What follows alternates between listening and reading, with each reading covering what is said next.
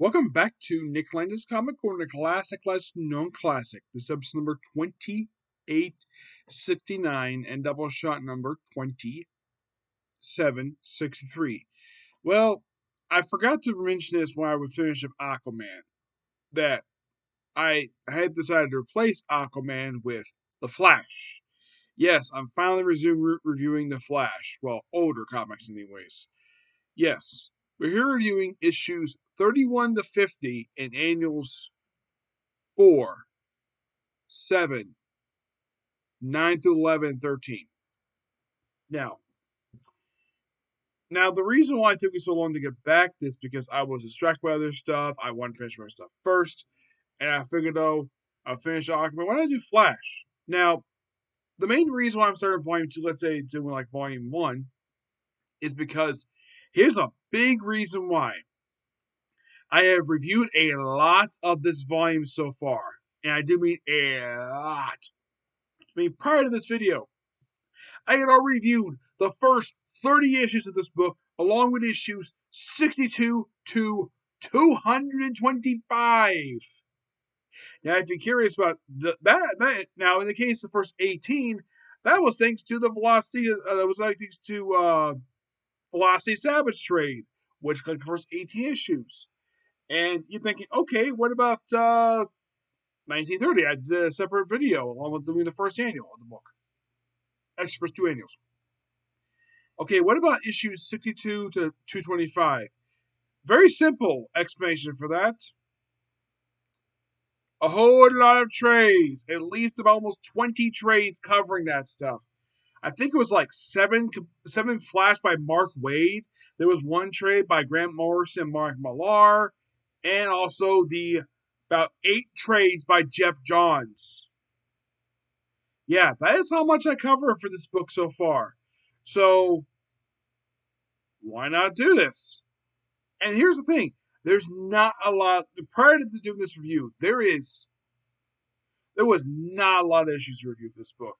If you're curious, out of 248 issues, I had 54 left. Thinking, really? Yes, really. 54 issues. And now I'm about to lower down by freaking 20. Now, a lot of this book is basically its earliest. Now, by the way, this is Messner-Loebs doing his run for the book, which is really interesting.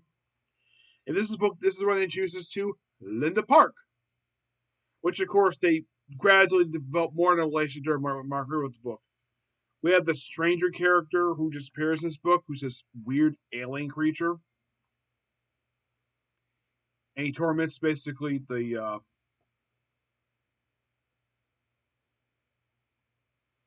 he torments people in Keystone City. Doesn't be curious, like, wait, I thought Flash is based in Central City. Yes, but that was Barry Allen who's based at Central City. Not Wally. Wally, in this whole book, is mostly based in Keystone City. There was one brief time that he went back to Central City, but mostly he's based there. The Stranger, it just basically known as the Comforter. And he only appears with one issue. Oh, just a crazy person who dies. She's from Gotham City. Yep. And then moving on to issue, we have Greg LaRoque on the artwork, which is really good. Issue number 32. This is basically, we have the first appearance of, well,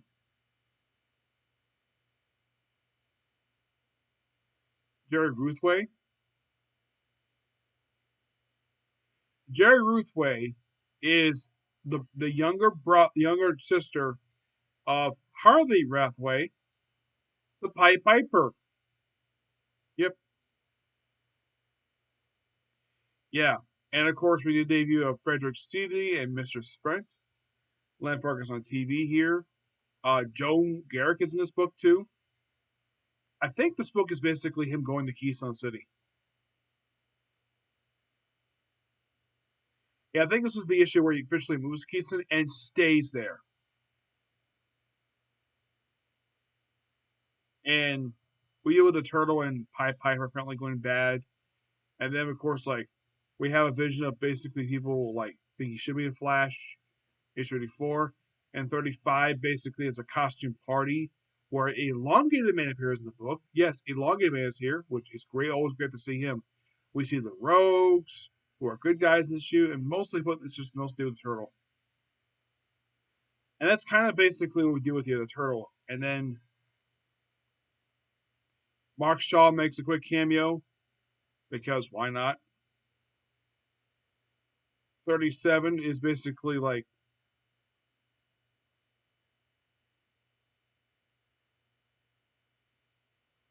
also Tina McGee is still kind of in the book too.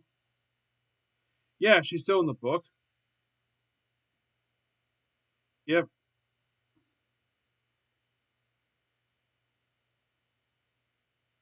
But around by the time issue 43 rolls around, she is no longer a character. Her appearances become very sporadic after this. Oh yeah, I'll discuss it later. hmm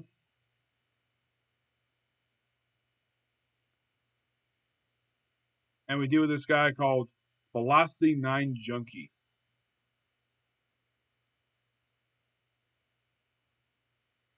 Yeah, someone who basically high in drugs. Yeah, a lot of mental stuff for these early issues here. Yeah, a lot of mental stuff. It is going to become crazy a little bit later. And then yes. Okay. Okay.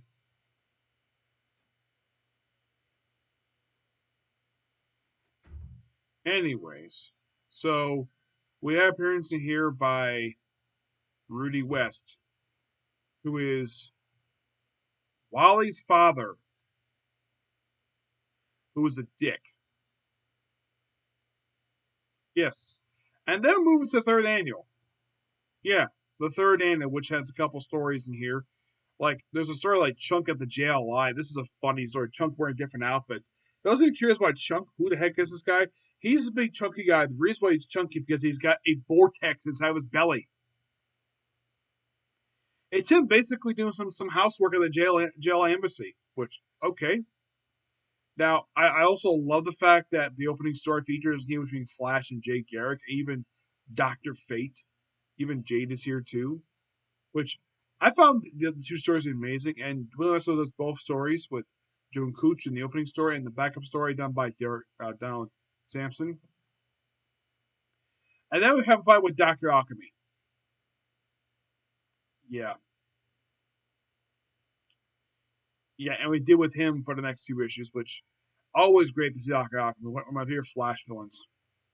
And they apparently kill off this Dr. Alchemy.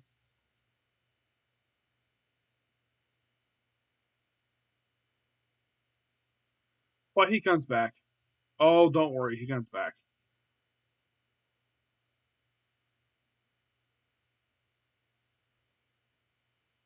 If you're curious, he's gone for a few years. He comes back in issue 74 when Mark Waid writes the book. So he's back here for a couple issues. And then issue 42.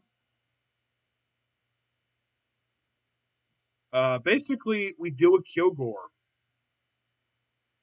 this crazy robot character who they know it's Kilgore because of the the saliva stuff. Yeah, he's only around here for a few issues, and then like right after these two issues here, after we deal with Kilgore,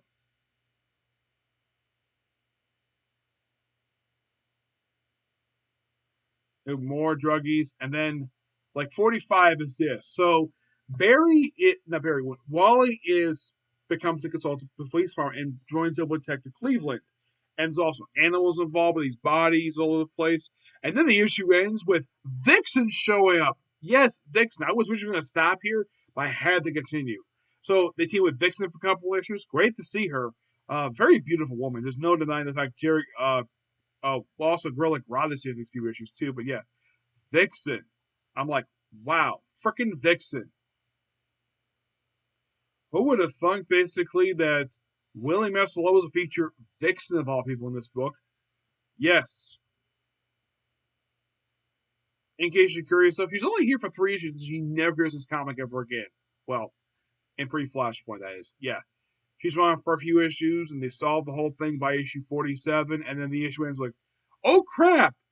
Wally, your mom is dead! And it turns out she got kidnapped by an aging Vandal Savage. And this storyline debuted Lady Flash, a character who occasionally appeared up until Flash reboot. You're like, what? Yeah, it's like, oh crap, it fixed it. And then 3 issues later, it's like 2 issues like, oh crap, your mom is dead. They're like, what? Yeah. It is by far one of the strangest individuals. And heck, they even have debut of her as Lady Flash, where she's basically just. She becomes Lady Flash in issue 50 of this book. Yes, issue 50.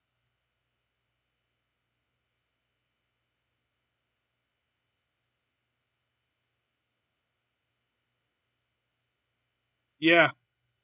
And the whole thing is like, and she was asked, like, can I keep the costumes? Like, sure, no problem. Yeah, no problem. She kind of gets to be the fourth Flash. And yeah, she shows up here, becomes new Lady Flash. She's 50. And I'm like, I had to stop here because the issue ended with, oh crap, like Wally, you're rich. After he's basically in bad being broke for a while, all of a sudden he's rich, and you're like, what the heck? Yeah, it's Loebs. It's basically his crazy cliffhangers.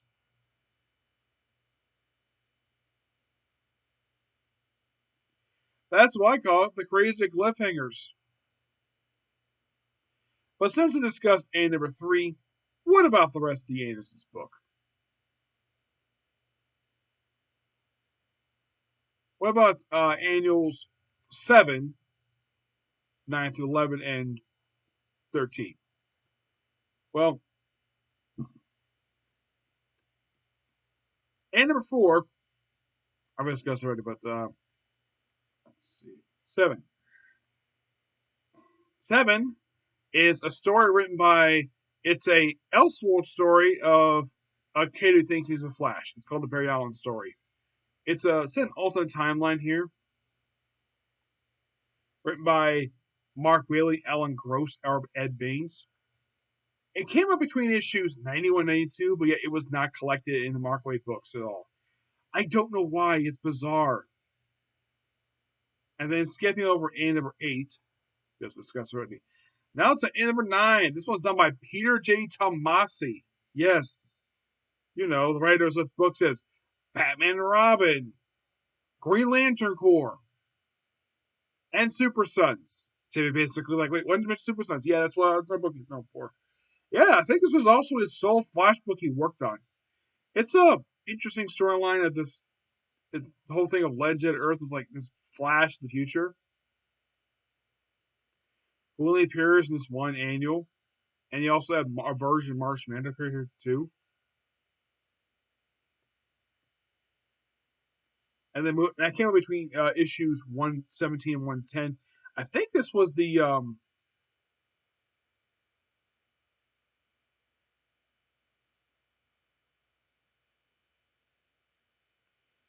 I think this was not during Wade's run. No, this is during Wade's run still.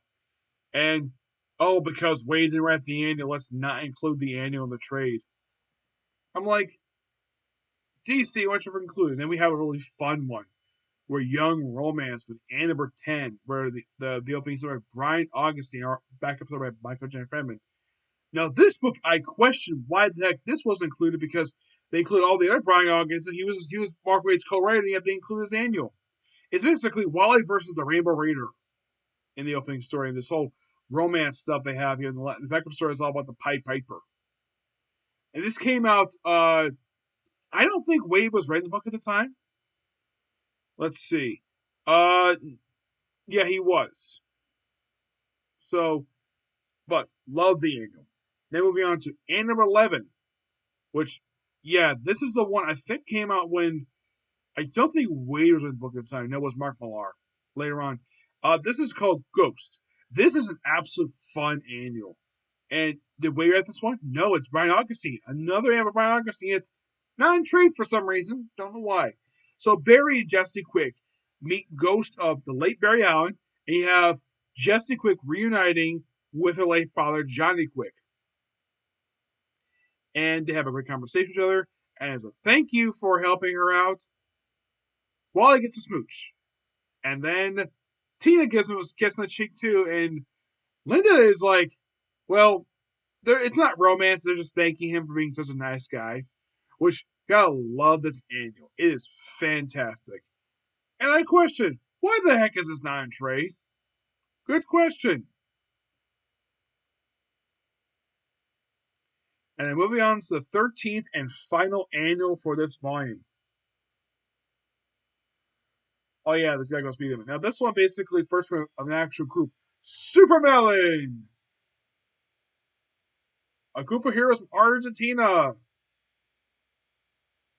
who not only appear in this annual, they next appear in a couple issues of Wonder Woman and Batman Incorporated. And that's it. There was not much people at all. It's like, oh, let's have Jay and Wally meet Capiros Argentina and fight a villain called Geheko, who only appears as one annual. And that's it. Basically, discuss the Flash books here. I'd say for the Flash book, the main issues themselves, I would say that I'm gonna give the issues a rating of like, I would say from like 31 to about, I'd say about 40, basically an 8. But I give, but what about 41 to 50? Give that roughly, from 44 to 43, 8.5. But from 45, actually from 44, actually from 45 to basically 50, I give all a 9 out of 10. The annuals, 3, I give that a 9. 7, I give that an 8. 9, uh, it's an interesting game. I'm gonna give that one an 8. I'm gonna get 8.5 for that one. For A number 10, oh, I give this one a 10 because I love this annual. 11, also a 10 because this one's also really good. Speed Demon is, believe it or not, Tina's husband. Yes. As for annual 13, however, I give that a 9. Yep. So next up we have is the Peacemaker miniseries by Paul Kupperberg, which is shockingly not in trade. I don't know why. And from what I've read, this miniseries was loosely adapted into the Peacemaker TV show from the Max, where it stars John Cena as the Peacemaker. It's basically Peacemaker on missions for the U.S. government. Also, he's been crazy about the ghost of his dead father, who's a freaking Nazi. Yeah, that's kind of what this book is, but it's a good book. I love the writing here, the fact that he's so crazy. Like there's one of the panels where he's like parachuting from a helicopter and fire machine up at basically enemy troops. I mean, I appreciate the fact Paul Cooper writes him in character, and the only reason I'm doing this before I do Checkmate Volume 2 because Paul Cooper wrote it and he was a character featured in Checkmate. And I think it's like the only spin-off the Checkmate got. Yeah, but I'm gonna give the miniseries a 9 out of 10. It's really good, dude. Check it out. Okay. So yeah, that's it. Particular view. Please be sure to like, comment, subscribe, turn notifications, and do not dislike button. Next up, we have is another comic corner. She-Hulk and X Factor. Okay. Next video. Bye.